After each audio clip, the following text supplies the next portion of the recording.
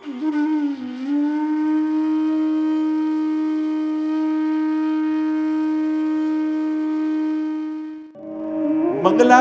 સુબોધનીજીમાં શ્રી મહાપ્રભુજી કરતા આ 87 અધ્યાયનું સ્મરણ કરે. જો મહાપ્રભુજીએ 7 પ્રકારે ભાગવતના અર્થોનો એકાર્થ કરીને સમજાવ્યો છે.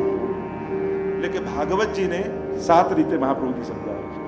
શાસ્ત્રે, સ્કંધે, પ્રકરણે, અધ્યાયે, વાક્યે, પદેક્ષરે એકાર્થ સપ્તધા જાનન અવિરોધેન મુચ્યતે. શાસ્ત્રે કે આ શાસ્ત્રનો અર્થ શું, ભાગવત શું છે. સ્કંધે એક સ્કંદનો અર્થ બતાવ્યો કે આ સાધન લીલા, આ અધિકાર લીલા, આ સર્ગ લીલા, આ વિસર્ગ લીલા. એનો અર્થ બતાવ્યો કે અધિકાર શું છે, કોણ ઉત્તમાધિકારી, કોણ મધ્યમ, કોણ કનિષ્ઠ, સાધન લીલા શું છે, એમ એક સ્કંદનો અર્થ. શાસ્ત્રે, સ્કંદે, પ્રકરણે જુદા જુદા પ્રકરણો બતાવે કે એ જ અધ્યાયને, એ જ સ્કંદને જુદા જુદા પ્રકરણના વિભાગ કરે. એમ 7 પ્રકાર. શાસ્ત્રે, સ્કંદે, પ્રકરણે, અધ્યાયે, વાક્યે, પદે, અક્ષરે. અક્ષરના અર્થ મહાપ્રભુજીએ 2 ગ્રંથોમાં, સુબોધનીજી અને ભાગવતાર્થ પ્રકરણ, આ બંને મળી 7 પ્રકારથી અર્થ કર્યા. એમાં હું વિસ્તારમાં નથી કહેતો, પણ પ્રકરણે બતાવ્યું. એટલે કે તમે જે મંગલાચરણમાં બોલો છો ને શ્લોક, ચતુર્ભિશ્ચ ચતુર્ભિશ્ચ ચતુર્ભિશ્ચ ત્રિભિસ્તથા ષડભી વિરાજતે યૌસૌ પંચધા હૃદય. આ એક શ્લોક બોલો છો ત્યારે એમાં આખું 10મ સ્કંદ આવી જાય છે. જો મંગલાચરણ જ્યારે આપણે કરીએ ને, પહેલો શ્લોક બોલીએ ત્યારે મહાપ્રભુજીને યાદ કરવા, ચિંતા સંતાન હંતારો. એ મહાપ્રભુજીની ચરણ રેણુ કેવી છે, આપણી સમગ્ર ચિંતાઓનો નાશ કરે. બીજો તમે શ્લોક બોલો, યદનુગ્રહતો જંતુ સર્વ દુઃખાતિગો ભવે, ત્યારે ગોપીનાથજી અને ગુસાઈજીને યાદ કરવા, અજ્ઞાન તિમિરાંધસ્ય ગુરુજનને યાદ કરવા. અને આ 2 શ્લોક નમામિ હૃદયે શેષે અને ચતુર્ભિશ્ચ ચતુર્ભિશ્ચ, ત્યારે 10મ સ્કંદની સમગ્ર લીલાઓનું સ્મરણ કરો. ત્યારે એ શ્લોક બોલતા બોલતા ઠાકોરજીની સમગ્ર લીલાઓનું સ્મરણ કરવું. કારણ કે આ એક શ્લોકમાં આખું 10મ સ્કંદ સમાયેલું છે. સંક્ષિપ્તમાં તમને સમજાવું, થોડું કદાચ કઠિન થઈ જાય એટલે બહુ ઊંડાણથી વિસ્તાર નહીં કરું, સરળતામાં સમજાય એ રીતે વાત. ચતુર્ભિશ્ચ ચતુર્ભિશ્ચ એટલે કે 4 4 4 3 અને 6, આમ પંચધા 5 પ્રકારે મારા હૃદયમાં બિરાજો. એ શ્લોકમાં બોલો છો 4 4 4 શું છે, તો કે પહેલા 4 અધ્યાયમાં ભગવાનના જન્મની કથા છે. એને મહાપ્રભુજીએ નામ આપ્યું જન્મ પ્રકરણ. જો મહાપ્રભુજીની વાણી સમજવી જોઈએ. ઘણી વાર બધા એમ કે સહેલું કહો સહેલું કહો સહેલું કહો, આ બહુ સહેલાની શોધમાં ઘણી વાર રસ્તો ભૂલાઈ જાય. એના કરતા ગુરુજનને એમ કેવું, સાચું કહો સાચું કહો સાચું કહો. જે સહેલું ગોતતા હોય ને એ જલ્દી મંજિલે ન પહોંચે, જે સાચું સાંભળવાની તૈયારી રાખે એને જલ્દી રસ્તો મળે. એટલે સહેલાની, હા આપણે સમજી શકીએ છીએ કે અત્યારના સમયમાં બહુ અધ્યયન અને બહુ પેલું ન હોય, એટલે આપણને એમ લાગે કે સંસ્કૃતમાં જે હોય બધું અઘરું જ, એવું ન હોય. આપણને ભાષા નથી આવડતી, જેને ઇંગ્લિશ ના આવડતી હોય એ ઇંગ્લિશમાં જે પણ બોલો એ અઘરું જ લાગે. તો આ બધું કઠિન નથી, લેંગ્વેજ પ્રોબ્લેમ છે. એટલે જ્યારે આપણે થોડુંક સમજીએ તો આપણને ખ્યાલ આવવા લાગે ને. નહીં સાંભળીએ તો સમજાશે નહીં, ક્યારેક થોડું સાંભળીશું તો ક્યારેક થોડું સમજમાં આવશે. તો પહેલું 4 અધ્યાય એ જન્મની કથા છે, એટલે મહાપુરુષે નામ આપ્યું જન્મ પ્રકરણ. પછીનું ચતુર્ભિશ્ચ એટલે કે તામસ ભક્તોની કથા આવશે, એટલે કે ભગવાન તામસ લીલા કરશે, એટલે એ ચતુર્ભિશ્ચને કહેવાય તામસ પ્રકરણ. એમાં હજુ પ્રમાણ, પ્રમેય, સાધન અને ફલ ઉપર પ્રકરણ છે, એમાં વિસ્તાર નહીં કરું. દરેકના 7 અધ્યાય, એટલે 7 ચોક 28, એટલે 28 અધ્યાયનું તામસ પ્રકરણ. પાછું ત્રીજું ચતુર્ભિશ્ચ એટલે રાજસ લીલા કરી રાજસ ભક્તોનો નિરોધ કરશે, તે 28 અધ્યાયનું ત્રીજું ચતુર્ભિશ્ચ. ત્રિભિહિ, હવે આવું સાત્વિક પ્રકરણ. સાત્વિક ભક્તોમાં સહજ ભક્તિ હોય, એને પ્રમાણની જરૂર ન હોય, એને લોજિક ના આપવા પડે કે આમ છે એટલે ભગવાનને માન, આમ છે એટલે ભગવાનને માન. એને પ્રમાણની જરૂર ન હોય. એટલે પ્રમેય, સાધન અને ફલ દરેકના 7 અધ્યાય, એટલે 21 અધ્યાયનું સાત્વિક પ્રકરણ. ત્રિભિહિ અને ષડભી ભગવાનની કથા છે. તો ભગવાન કોને કહેવાય? ધનવાન કોને કહેવાય? જેની પાસે ધન હોય ધનવાન, તો જેની પાસે ભગ હોય ભગવાન. તો ભગવાન કોને કહેવાય? તો કે ઐશ્વર્ય, વીર્ય, યશ, શ્રી, જ્ઞાન અને વૈરાગ્ય, આ 6 ગુણને કહેવાય ભગ. અને આ ભગને જેને ધારણ કર્યા એને કહેવાય ભગવાન. તો દરેકના એક અધ્યાય તો એને કહેવાય ગુણ પ્રકરણ. તો 6 અધ્યાયનું ગુણ પ્રકરણ આમ ટોટલ કરો તો 87 અધ્યાય થાય. અને 3 અધ્યાય પ્રક્ષિપ્ત 12, 13 અને 14મા અધ્યાયને ઉમેરી દો તો કુલ થાય 90 અધ્યાય. અને 90 અધ્યાયનું ભાગવત અનુસાર આ દશમ સ્કંદ. ભગવાનના બધા જ અંગો, માણસ અને ભગવાનનો ફરક કેટલો? માણસના બધા અંગો મોટા અને દિલ સૌથી નાનું, મુઠ્ઠી જેટલું એમ કહીએ.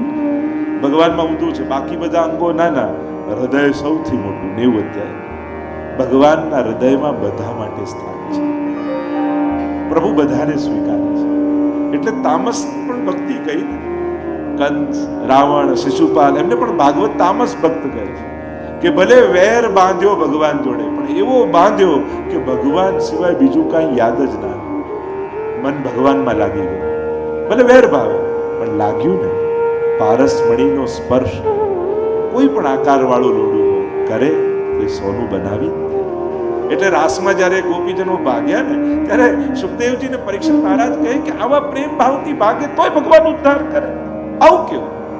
ત્યારે સુખદેવજી બોલ્યા, કામમ ક્રોધમ ભયમ સ્નેહમ ઐક્યમ સૌરતમેવ ચ નિત્યમ હરૌ વિદતો યાંતિ તન્મયતામિ. અરે કોઈ भी भाव से भागी गोपियां ये मत देख कौन भाव से भाग रही है, ये देख किसकी ओर भाग रही है, भगवान की ओर उसकी गति है.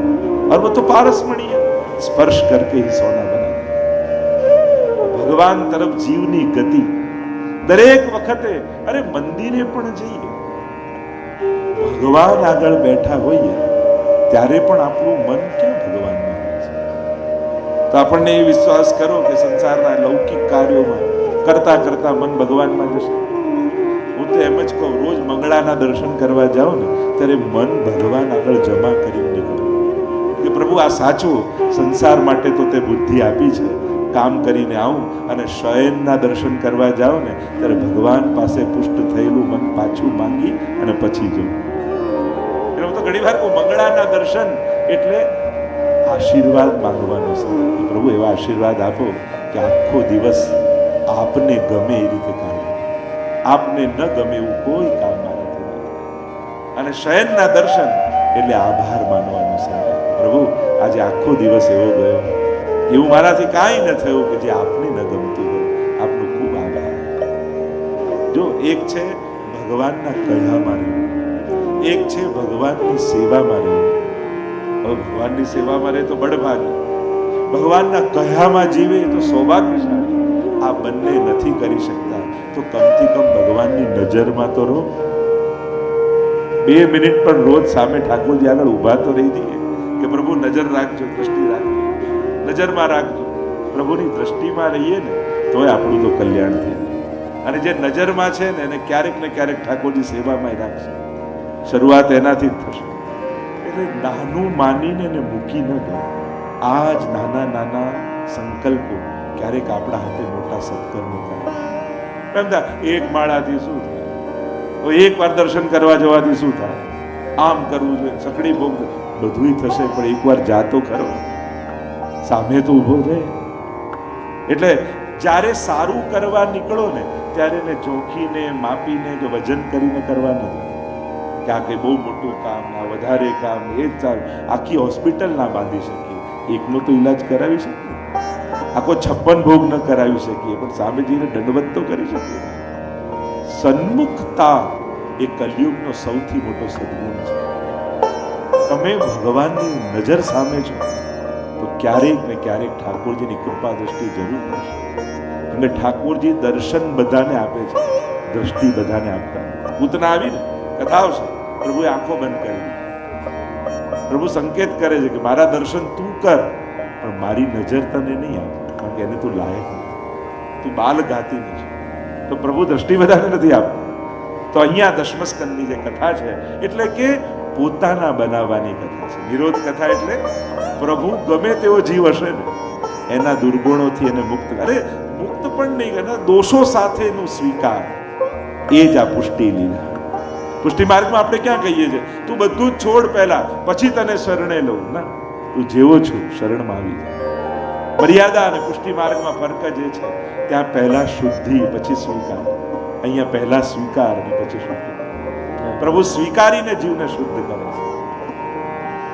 આવો પ્રવેશ કરીએ દશમસ્કરની આ પવિત્ર ગાથામાં. 3 દિવસ છે, નંદ મહોત્સવ સુધી આપણે પહોંચવાનું છે. આજે 4 અધ્યાયના દર્શન, જન્મ પ્રકરણની કથાનું દર્શન કરીશું. 9મા સ્કંદ સુધી પરીક્ષિત મહારાજને કથા કહી. કેવા ભાગ્યશાળી પરીક્ષિત છે, કેવા સૌભાગ્યશાળી છે. પરીક્ષિત મહારાજે શું કર્યું કે એમને ભાગવત મળે?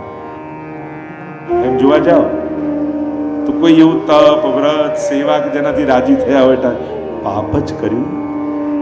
ઋષિનો અપરાધ કર્યો. ધ્યાનમાં બેઠા હતા ઋષિ, મરેલો સર્પ ગળામાં નાખ્યો, પાપ જ થયું ને.